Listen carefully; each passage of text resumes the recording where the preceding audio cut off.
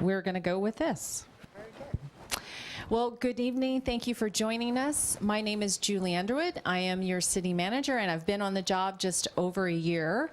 I have 3 children, 3 boys. We live on the south end of the island, one in high school, middle, and elementary. I have a very busy life, let's just say that. But it's been fun living here for the first year, and hopefully I'll have many, many more years to go. This might annoy me. Okay, so we are here to talk to you about the city's financial challenges. I think it's apropos to say, Houston, we have a problem. Chip's quote. Actually, I guess it's really not your quote. It's Apollo 13's quote. But Chip Corder, our finance director and assistant city manager, will be providing tonight the bulk of the presentation regarding how our finances look. It's about a 30-minute presentation, so if you don't mind, since we're recording, let us get through the presentation, stop that, and then let's have questions and let's talk about it. Let's talk about kind of like the big picture overview. Our city is about almost just under 25,000 population. We are full service city. When we say that, what we mean is we provide police, fire, parks, recreation, planning. We also have utilities. So we have sewer, water, utilities. We don't treat, but we provide those. And then youth and family services. I think a very unique department in our city, as well as public works, street maintenance, and that sort of thing. So very full service range of services. In our this year's 2018 budget, it's just under 65 million, and about 30 million of that is the operating side. And we'll get into that in a moment. We have just under 200 employees, roughly 12 are contracts, so that means generally, probably in our development services department, you'll see us having maybe, say, a term limit contract, so a contract that ends in about 2 years, and but we have to, because their employees, you know, they're benefited, they do receive those benefits, but it's a term that they're working for. We have the lowest property tax rate. I know it's a little confusing, considering that I know we have a very high assessed value, generally speaking, but it's the lowest among cities that are 20,000 and higher. We've had a clean audit. We just met with the auditor's office last week, and I'm happy to report it's 23 years and running, so clean audit. That means the state auditor comes in, they look at all our financial statements, they look at how we're managing cash, our control measures, they look at whether or not following the policies that we have in place, and really, really pleased to report that's been clean for 23 years. We have a AAA credit rating for Moody's, and as you know, that means that if we were to borrow, we get a pretty good rate. So really proud of that. We have low violent and property crime rates, so I feel very safe here in the city. Really proud of that, and just learned recently that we were named in Money Magazine as the best place to live in the entire state of Washington. So, wow, I know. That's pretty amazing. So when you think about all the wonderful cities there are in the state of Washington, for us to be identified as the best, it's pretty special. Okay, I guess the key is whether or not when we're taping, it's here. Yeah, she can hear.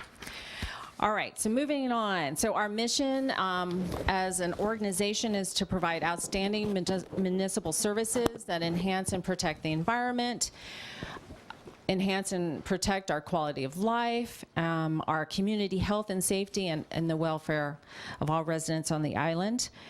In March of 2016, we do a scientific random survey. It's got, I think, a plus or minus confidence rating of plus or minus 4. And in that survey, 66% of residents say the city's doing a pretty a good job, excellent job overall. And 60% of residents say the city is good or excellent at using tax dollars responsibly. In comparison, King County's rating was 38%. So we feel pretty good that we're doing relatively okay according to our residents. We asked some of our islanders, hey, what makes this island so special, this community so special?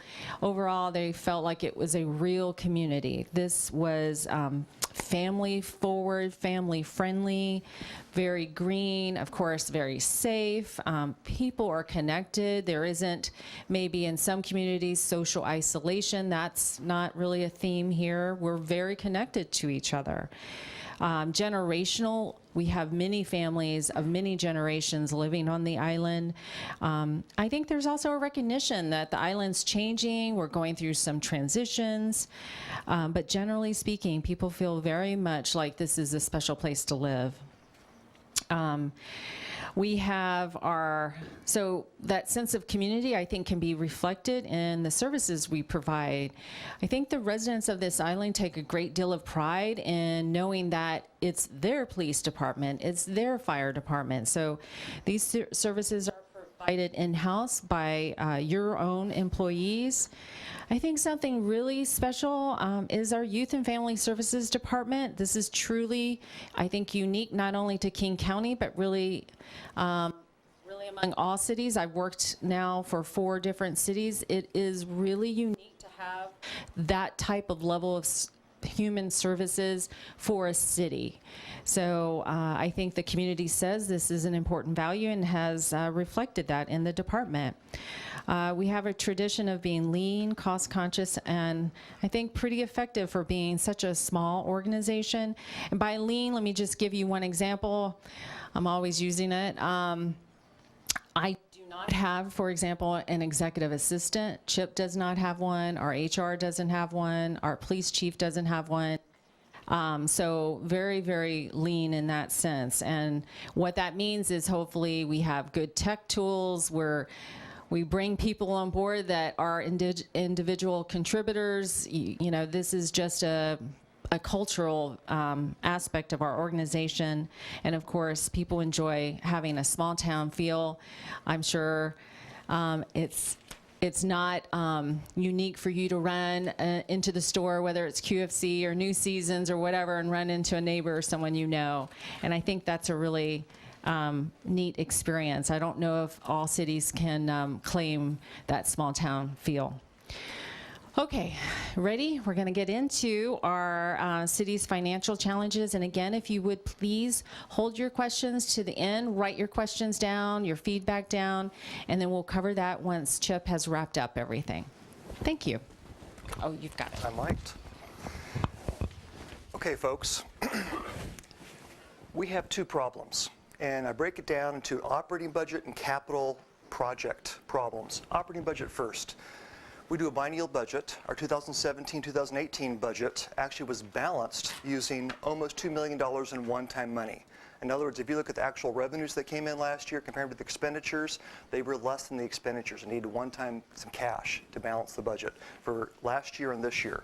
When you look at my projections, you'll see that 19, I'm projecting about a $2 million operating budget deficit, growing significantly, about $1 million a year, to $7.4 million almost in 2024. Very simply put, to maintain current service levels, we need a new ongoing revenue source. Otherwise, we'll need to do service level cuts to balance the budget. We're not alone. Bellevue, Bothell, Kirkland, Redmond are all projecting operating deficits in 2019 or 2020 as well. The capital improvement program. Our most significant needs, and they're unfunded, these are unfunded needs, are a maintenance center that houses all of our public works and parks maintenance staff. That building is long overdue for renovation and expansion. They are just packed in there tighter than sardines. The thrift shop, which generates all the sales in the thrift shop are dedicated to the YFS department. And so it provides over half of the funding for the YFS department, and that also is long overdue for renovation and expansion. If we really want to grow the sales further, we need more floor space there. And then there's a whole host of other things. If you want more artificial turf, more sports fields, so it's all-weather capability. Recreational trails, waterfronts, beaches, improvements. We have pedestrian bicycle facilities, open space and public safety.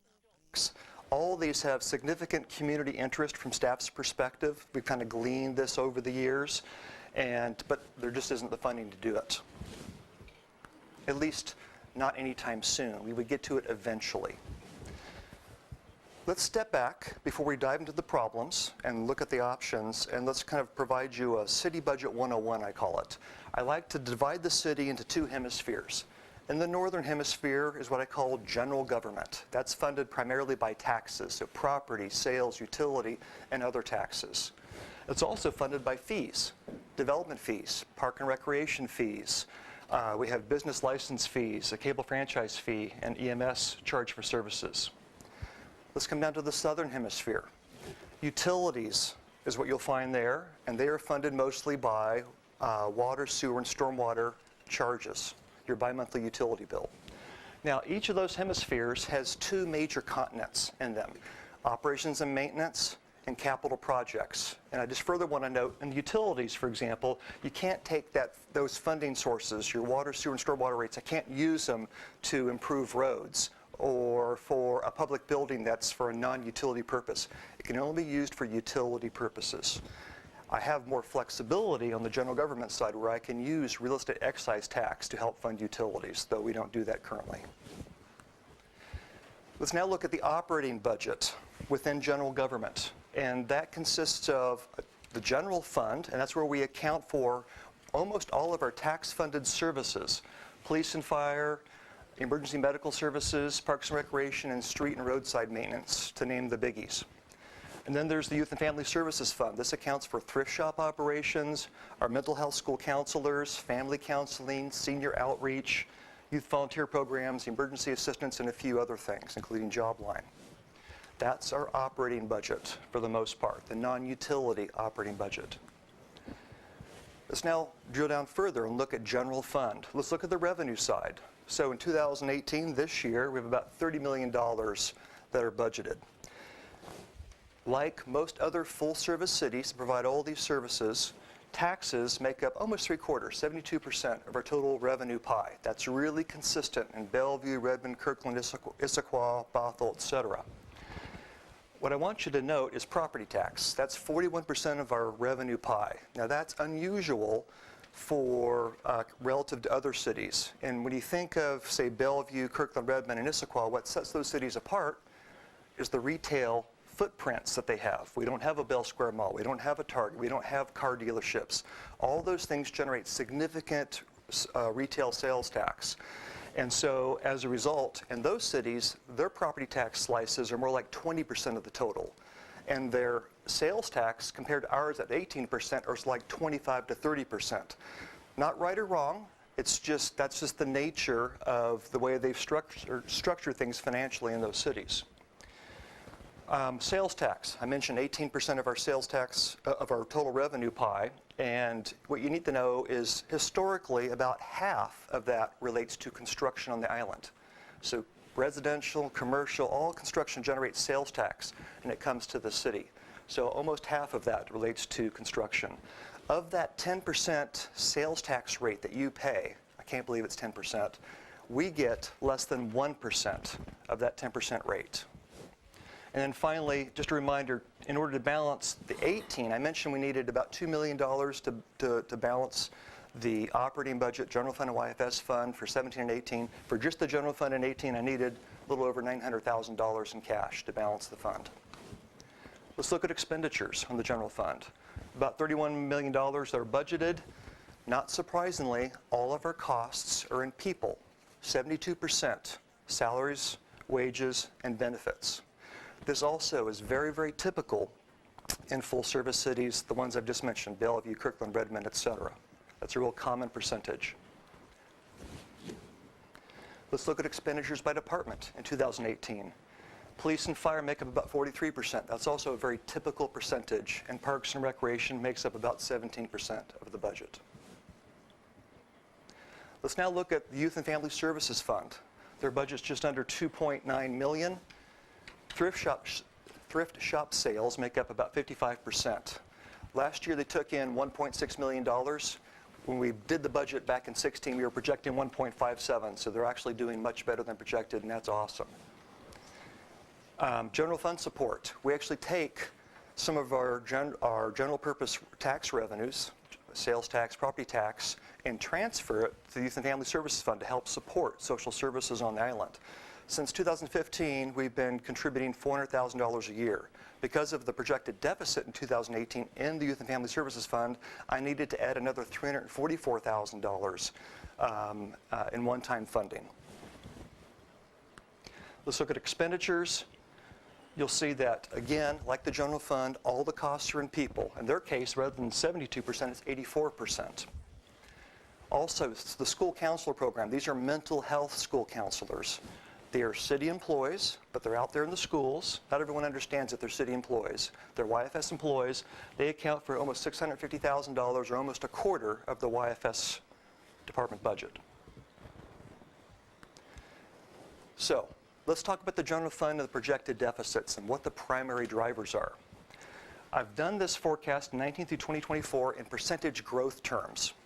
So you'll see, let's focus on revenues, and let's ignore 2019 just for a second, focus on 2020 through 2024. You'll see revenues, I'm projecting just a meager 2.6% annual growth in revenues. Expenditures, double that at 5.2 to 5.3%. Why? What's driving it? Well, let's focus on the revenue side first. Property taxes, again, huge piece of our pie, 41%. That's limited by state law, applies to all cities at 1% growth per year, plus any new additions to the property tax rolls from new construction. On Mercer Island, that averages about 1% a year. So the effective cap on property tax, in our experience, is 2% growth per year.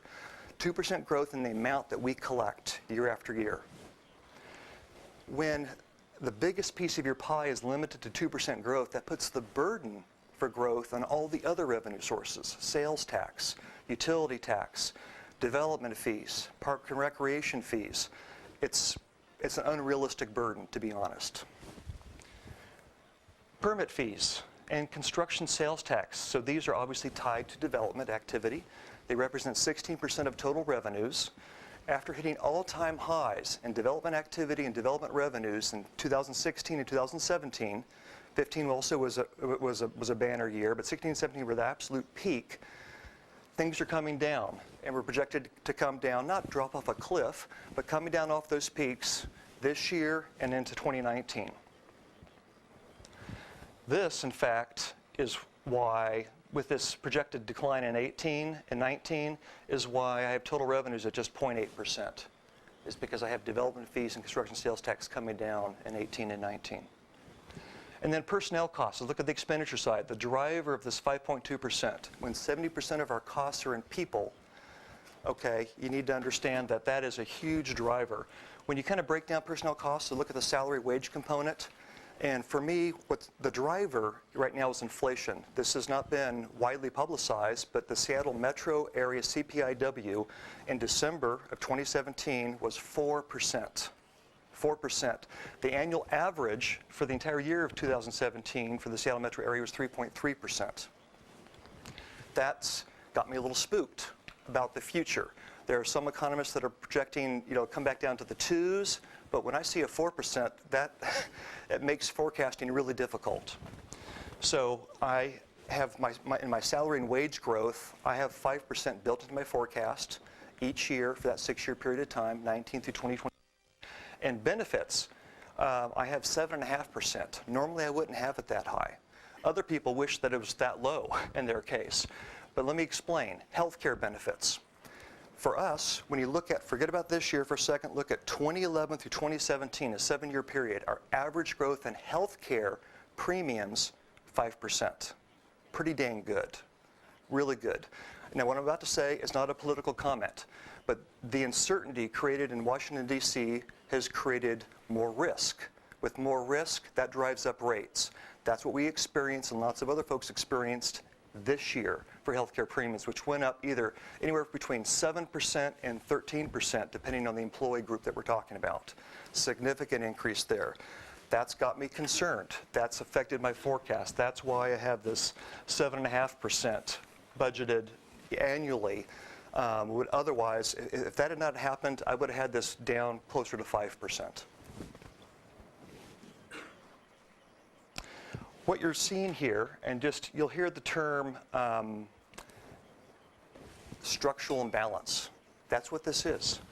This difference where expenditures are exceeding revenues by 2.6%, it has an annual compounding effect. It grows significantly. That's why that deficit is growing from projected $2 million in 2019 up to the $7 million and change in 2024. Oh, I forgot to mention, total expenditures, the reason this is roughly half of what is in 2020 is because with the decrease in development activity, we scaled down our contract staff and development services. So this assumes that we don't renew some of our contract staffing in DSG. Let's now look at the YFS fund, the projected deficits and what the primary drivers are there. So total revenues, again, we're going to ignore 2019 just for a second and focus on 2020 through 2024. It's in that low 3 range, projected revenues. That's being entirely driven by thrift shop sales, and I'll explain that just in a second. Then you see total expenditures is just under 5%. So the net differential is 1.7% compounding annually. Drivers include the school district support, and this is not to take a swing at them. They had to make some hard choices just like we did during the Great Recession. They used to provide about 42% of the cost for school counselors. They had to cut it back to $60,000 per year in 2010. I understand. We had to make choices too. In our annual support, we used to provide $465,000 a year to the YFS fund annually for lots of years. I had to cut it back to $320,000 in 2010 through 2013, then to $200,000 in 2014 before being able to bump it back up again to $400,000. And because the $400,000 is fixed going forward, 2019 through 2024, and the $60,000 is fixed, we're wholly reliant on thrift shop sales. That's why I mentioned under the capital project needs, if we could expand the space, I'm not talking about making something huge, but just add more space, we can increase the sales more significantly and reduce the need for this general fund support at $400,000. And then finally, Northwood Elementary, the 4th elementary school counselor was added by the council in September 2016. That's 100% funded by the city. And I actually didn't have an ongoing revenue source for that. We just are using cash balance in the YFS fund to cover that cost. All right, let's get to the fun part. What are the options for balancing the operating budget? Let's talk about option 1, the obvious one. What about reducing service levels? What about cutting expenditures? So, if we want to look at the coming 6-year period, 2019 through 2024, I'm projecting that we would need to, and again, no projection is perfect, it's really hard, but what I'm coming up with is we'd have to cut 52 employees over this 6-year period of time. That's 25% of our workforce if we try to focus purely on the expenditure side of the equation. A lot of that, 25 employees, are in 2019, 2020. Most of the cuts would impact what we call our non-essential, they're not mandatory services, our non-essential services, which primarily relate to parks and recreation and youth and family services. I know this island pretty well. A lot of your families are just like my family who lives out in North Bend.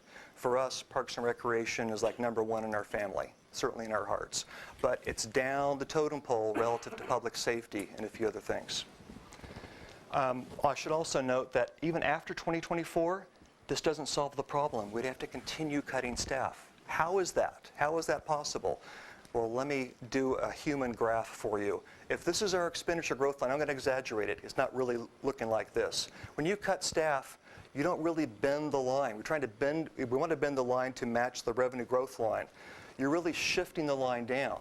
And so all you're doing is you're pushing out when the revenue line meets the expenditure line. You're shifting it down. If you can bend it down, that's when you start solving the problem. And so when you cut this many employees, you're doing a combination of shifting it down and bending it, but you're not bending it enough. Alternative service delivery options. Getting lots of questions from community members regarding this. De-annexing from King County Library Services. This is an interesting one because the city has no control over KCLS. They are a separate taxing jurisdiction that are accountable to you. Nevertheless, this came up because last year Mercer Islanders paid almost $5.5 million in property taxes to KCLS. I do not believe it costs $5.5 million to run the library when you look at all the costs. The direct costs, the centralized expenses that everyone shares in, the indirect costs. When you look at our share of KCLS debt, I don't have all the detailed numbers. I have their actual operating costs, but I'm coming up with a number that's less than $5.5 million. Still doing research on that. That sort of begs the question. So are you okay with that? Are you okay with kind of providing additional funding for the rest of KCLS? If you're interested in revisiting that decision that was made years ago, then that's not a simple process, nor is it a short process. You don't do it in 6 months. You don't even do it in 12 months. That's at least 18 months to 24 months. I know there's others who think, no way. But when you think about the city would have, I know that lots of residents have already, some residents have already researched, what are some of the options that are out there, but city staff would need to research this and determine, okay, can they provide like-for-like service, the same level of service as KCLS? Would folks be okay with a lower level of service, right? So that there's some conversations there. You have the public engagement process. You don't do that over just a month. That's over a period of several months. You have, this has to be voted. You have to actually put a measure on the ballot, and you have to vote to de-annex from the library. And there has to be a second vote, it can be on the same ballot, where you're saying we want to take the library funding and redirect it to the city. Okay? Those are a couple of big hurdles there. You have to contract with a new service provider. We have to actually acquire the library and issue debt because I don't have the cash just to buy it, outright. All those things take time. If you were to do this, it wouldn't be able to help us in 2019 because of the timeline that's involved. The soonest you could get this done would be beginning January 1, 2020. And what that would do, when you look at my projected deficit, that would reduce it. It wouldn't eliminate it. It would reduce it to $410,000 in that year. But it would not solve the city's ongoing structural imbalance in terms of revenue growth versus expenditure growth. It simply would push out, it would help reduce the deficit. Not trying to say it's not worth looking at, it's not the silver bullet that solves the problem, is all I'm trying to say. What about contracting out fire and emergency medical services? Eastside Fire and Rescue provides services to Issaquah and to Sammamish. They don't have their own fire departments. And so we've actually, the fire chief and I have had conversations with Bellevue back in 2015, 2016. We were kind of exploring this on a preliminary basis. The short of it is, and this was a very preliminary analysis, the best case scenario is maybe $200,000 in savings. As a percentage of a $30 million budget, that's 2/3 of 1%, less than 1%. And that's best case scenario in our opinion. Not to say that we're still going to look into it a little bit further. We're talking Eastside Fire and Rescue to see is it possible to do it cheaper with them. So we're exploring those options, but there are some hurdles. And I just can't snap my fingers and make that happen. You have to actually negotiate with the firefighters, the union. And so that's also a challenge. Contracting out Marine Patrol Services. I get this question a lot.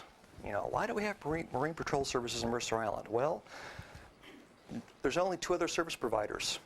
King County Sheriff's Office, and when you think about what they're responsible for, is, all the lakes in King County, the rivers in King County, their portion of Puget Sound, they're just stretched too thin.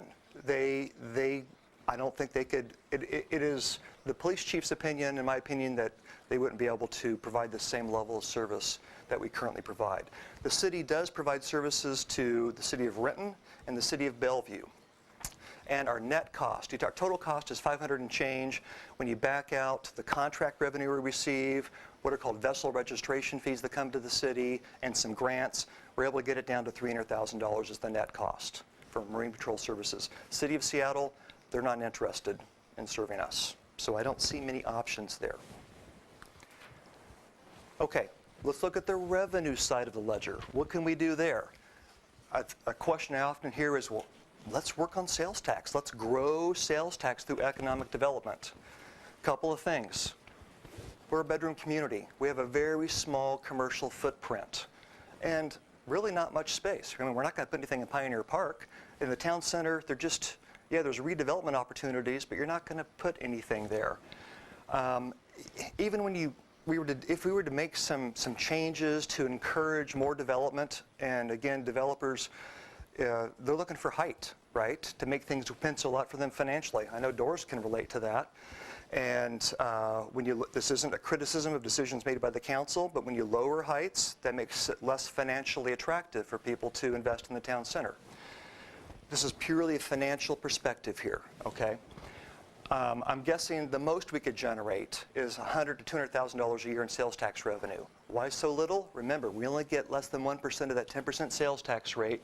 And more importantly, think about if you're a business owner, or just as an island resident, the car dealerships, where are they? They're in Seattle, they're in Bellevue. All the big box stores, the Targets, the Home Depots, you know, all those stores, Costco, where are they? They're really close to Mercer Island. There's no one, even if there was the land, there isn't the incentive for them to locate something here on the island. To paint a picture for the kind of revenue that are generated by these stores, Costco, and so they do over $100 million of sales annually per store, that would generate $1 to $1.2 million a year in sales tax revenue for a city. That's off of that 1% of the 10% sales tax rate. A car dealership generates about $300,000 to $400,000 a year in annual sales tax revenue for a city. Car dealerships, actually, I used to work in Kirkland, and they were my favorite because when you think about, they have the least, they may be an eyesore, but they have the least traffic impact, unlike a Costco or a Target. And so when you're looking at retail sales generated for the least amount of impact, car dealerships are where it's at. Okay, what about utility tax? So on your bi-monthly utility bill, there is a utility tax. The current rate is 8% on water, sewer, and stormwater. You may recall, for those that paid attention, remember the whole I-90 thing last year and the litigation against Sound Transit. The council decided let's temporarily increase the utility tax from 5.3% to 8% for an 18-month period of time. It sunsets at the end of this year. So I gave a little scenario. What if we just made that permanent? Just a what if. Well, beginning in 19, that would generate $500,000 of new revenue a year. However, and so that helps, but again, the projected deficit is about $2 million in 2019. So that's, 25% of it, a quarter of it. That brings us to the property tax levy lid lift. This is a voted measure. This is a mechanism for taking that 1% cap and lifting it, okay, for a temporary period of time. And it requires simple majority voter approval. And just given that property tax is our biggest piece of our revenue pie, it is regrettably the best revenue option that's listed here. So, what would it cost? Let's talk about this real quickly. This assumes, and you can have all kinds of flavors of lid lifts in terms of the term. It can be 2 years, it can be 6 years, it can be permanent, it can be 15 years. Currently, the city has 2 levy lid lifts that are voter approved. We have the park and operation maintenance levy lid lift that was approved for 15 years back in November 2008, as I recall. And we also have the fire station levy lid lift approved for 9 years, and that ends in 2021. There are different ways to structure the amount of money you collect from a levy lid lift. I prefer a 6-year levy because under a 6-year levy, it requires you to go back to the voters every 6 years. There's a stewardship component to it. This is what King County does with their 6-year EMS levy. This is a popular thing to do. I also like it because we're not limited to the 1% annual increase. You can set it in the ballot measure to be, say, 5% or something. You pick the number. The 3 typical ways are you can tie the amount of the levy to the actual funding need. This is the most common way to go. How much money do you need? That's the amount of the levy, and you adjust it accordingly. However, there are times where the annual increase is so significant that politically that's not an attractive option. And so some people will say, well, what's the average funding need over 6 years? Let's fix it at that amount and let's just keep it the same for 6 years. That's another option. The option I prefer, if we were to go down this path, is what's called the smoothed annual funding need. It's somewhere in between the actual and the fixed. What you do is you start with the actual and you bump it up to more than you actually need, and then you limit the growth to something like 5% a year. So you just smooth it out. So let's look at what the actual cost is here. This assumes 5% growth per year, and the annual cost on a median assessed value home is $360 under this scenario. So $1 a day, right, is what that amounts to. Now I will just note here, I did this analysis last year. The median assessed valuation is no longer the $1.1 million. It's now $1.2 million. What that means when I redo this analysis is the tax rate I have here that I estimated actually will come down. The bottom line is the same. These numbers here, they may vary by $1 or $2, but it's effectively the same amount. So under the scenario, we're looking at $360 a year to maintain current service levels in our general fund and Youth and Family Services Fund. Let's talk about capital funding needs very, very quickly. You've already seen this list. Just a reminder, the maintenance center, thrift shop, sports fields, waterfront beaches, so on. It just comes down to this. If you're interested, this is just an opportunity. The council, that staff didn't ask the council, hey, can we engage the public on this? We were focused on our operating needs. For staff, that was the highest priority. The council said, while you're at it, let's engage the community regarding the capital project needs. And so this is simply an opportunity. If you're interested in getting stuff done faster, here's a way to fund it. So what's it cost? Here are a couple scenarios. And just to be clear, this would be, if you were to go down this path, this is separate from an operating levy lid lift. In other words, there's the potential to put an operating levy lid lift and a capital levy lid lift on the ballot in November of this year. That is an option. You would typically do what's called a 9-year term on this. It assumes pay-as-you-go financing. In other words, I could issue bonds, but I'm assuming in this case we would issue no bonds. We just collect the money, we then would do the projects over a 9-year period of time. 3 funding scenarios here. If you're interested in doing $10 million worth of capital projects, and I should mention, we have this list and it comes up with, in future dollars, when you look at the 2019 through that 9-year period after that, it's about $37 million in inflated dollars, not today's dollars. So it's pretty significant. And I would never put a $37 million measure on the ballot. That's just huge. But just to give you a sense, $10 million of capital projects would cost a median homeowner $100 per year. Fixed $100 per year, every year for 9 years. If you want to do $12.5 million in projects, $125 per year. See a pattern here? $15 million in projects, $150 a year. So you have some options. You could say, we could put this on the ballot in November 2018, or we could say, you know what, let's prioritize here. The operating levy is the higher need. Let's revisit the capital levy at a future date. And so our fire station levy, for example, its last year is 2021. So we could come back to the voters in 2021, November 2021, with a levy to tackle some of these projects a few years down the road. Almost done. Thanks for your being so patient. This next section is what I call perspective information. It's just to help educate you about property taxes and hopefully to give you a few aha moments. Also, it's to share information about city staffing. And so we'll look at total city staffing, and this is a ratio relative to population. We'll look at just administrative staffing, so subset of total staffing. We'll then look at a property tax levy breakdown by jurisdiction for a typical Mercer Island homeowner. We'll do a property tax levy rate comparison, and finally we'll compare all the taxes that you pay that come to the city, not King County, not the state, not Sound Transit, just to the city. So property, sales, utility, and a few others, and convert it to a monthly amount, and then compare it to utility bills that you pay on a monthly basis. Okay, total staffing. A lot of stuff here. I'll boil it down for you. We're just looking at full-service cities here on the east side, including Bothell on the seaside side as well.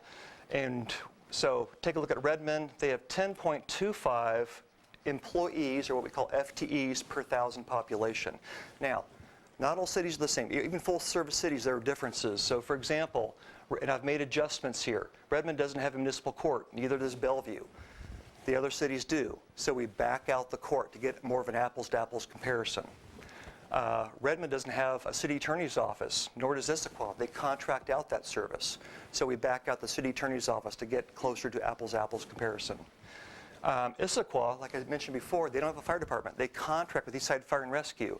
So I know there are 3 fire stations in Issaquah's city boundaries. We know what the staffing is, so we add 48 firefighters to the total employee count to get the apples to apples. And you'll see that Mercer Island, and I should mention YFS, we're the only city in this group that has a YFS department. These other cities have a few social services employees, so I back all those out, again, to get it as apples to apples as I can. And it's probably, you know, it's like a Granny Smith to Red Delicious or something. It's not a perfect comparison, but it's reasonably close. You'll see that Mercer Island has the second lowest total staffing ratio amongst this group of cities. And believe it or not, it's okay to compare to these larger cities. It is remarkable, as long as you're full service, this metric really holds true. It's really useful. Kirkland, I spent 10 years there. They're actually a little bit lower than us. That's because during the Great Recession, they annexed Finn Hill, Juanita, and Kingsgate, almost doubling their population.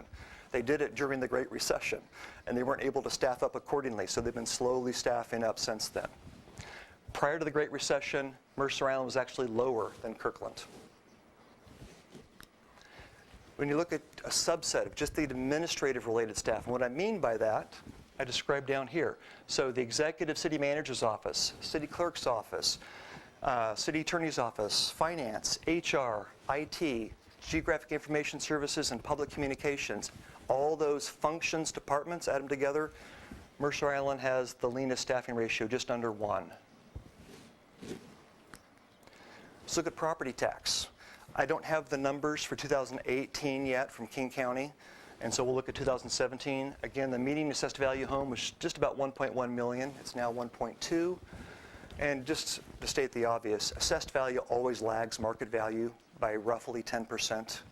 And so if that seems low to you, that's why. What I want to point out to you, this median assessed value home last year at 1.1 million paid $8,800 and change in total property tax. Holy cow. That's a lot of money. So let's look at how it breaks down here. The school district gets about 30%. They're heavily reliant on property tax. They're not receiving the sales and utility taxes. State school fund, 25%. So together, education's about 55%. You actually pay more to King County than you do to the city, if you can believe that. 17% or $1,500. The city's share of your total property tax bill is just under $1,200, $100 a month at 13%, and so on down the line. The one thing I always like to mention is I know people are frustrated. I'm a taxpayer. I've seen mine going up significantly. Okay, with the McCleary fix on our education funding, I've done the analysis, and for your median homeowner, the $1.2 million homeowner this year, the McCleary fix, the total impact is just under $1,400 increase. Significant. When you factor in the King County Veterans and Human Services Levy, which passed overwhelmingly here in King County and here on the island, that wasn't just a replacement levy, that was a significant increase over the previous levy. And so when you look at the total property tax increase, I'm estimating that to be $1,450 this year compared to last year. Not chump change, it is significant. My point is, the city's timing could not be worse to be having this conversation with you. I wish it were different. Property tax levy rate comparison. Last year, we had the lowest rate. The reason I show this is from a property owner's perspective. Let's just take a $2 million home. You can pick any value, but I'll just pick $2 million. And if you compare a $2 million home in terms of assessed value in Mercer Island to any other city in King County, the Mercer Island resident is paying less tax to the city than the $2 million homeowner is to Sammamish, to Bellevue, to Issaquah, any other city in King County. That is the bottom line. I'm not trying to say that you're undertaxed. I know there's a feeling of being overtaxed. I'm trying to simply say that one of the benefits of having a low rate, and we have a low rate because we have a very high assessed valuation, is if you're really comparing, just pick a $2 million home across the board or a $1 million home across the board, you're paying less to the city than you would in any other city if you had a $2 million home, say, in Sammamish. Last slide. This is my attempt to take all the taxes you pay and just the ones that come to the city. So our piece of the property tax, our little piece of the sales tax, utility tax on your Puget Sound energy bills, your cell bills, you'll see municipal utility tax. That comes to the city. I even factored in gas tax, a little piece that comes to the city. Add it all together, and I come up with, for a typical home, I'm saying a family four, and the median home value, $177 per month, okay? Then what I say is, well, let's compare it to at least 3 other utility bills that you know. Puget Sound Energy, that is $220 a month on average. Higher in the wintertime, lower in the summertime. If you have an electric car, you're paying even more. But it's about $220 a month here on Mercer Island. Xfinity, cable TV, internet, and digital voice, at least $215. This is after the promotion. This isn't the all singing, all dancing deal, but this is a good deal. The X1 Premier Triple Play, $215 a month. Verizon, if you go with their Beyond Unlimited plan, 4 lines, but assuming conservatively no device payment plan, you're at $200 per month. You know what you get from those folks, okay? I'm simply trying to point out to you that for that $177 here, this is what you get. I'm not here to tell you that that's a good deal or bad deal. You decide. But that $177 funds all this stuff, most of which you've already covered. I also added the city's utility bill, water, sewer, stormwater, and EMS. Last year, the monthly amount, of course it's a bi-monthly bill, so we cut it in half. The monthly amount's $160 per month. That includes a huge chunk. You'll see a separate line for King County sewage treatment. What does that fund? All of your operations and maintenance and all of your capital infrastructure projects, your sewer and stormwater utilities.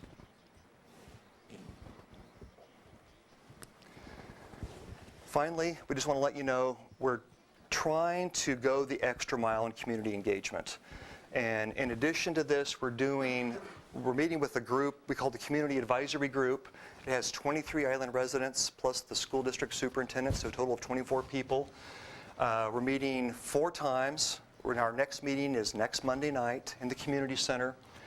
And they're getting down and dirty into the details and asking all kinds of questions.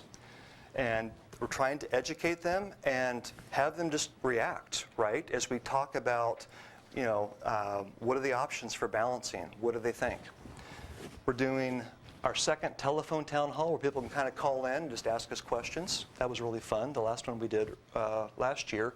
And then this is what we're doing here is like a community-wide meeting. We're doing it at 3 different days, 3 different locations, and 3 different times for that matter. This one on February 10th is a Saturday at the community center, and March 14th is during the middle of the day at lunchtime at the library. And then finally, we're doing all these roadshow meetings where we go to the Rotary, we've been to the Chamber of Commerce, whoever will have us, any island group that will have us, we've basically booked them to have a shorter version of this presentation. Julie? Yeah, and if I can just wrap up by saying, basically, I have to propose a balanced budget. It's by law, and I think that's the right thing to do. So at the end of this year, I will propose a budget to the City Council. It's a biennium budget, so it'll be 19 and 20, and it has to be balanced. And of course, a budget is based on what we're projecting on revenues, what we're projecting on expenditures, and at the end of the day, they got to match. There's not going to, we're not going to do this by credit. We're going to match.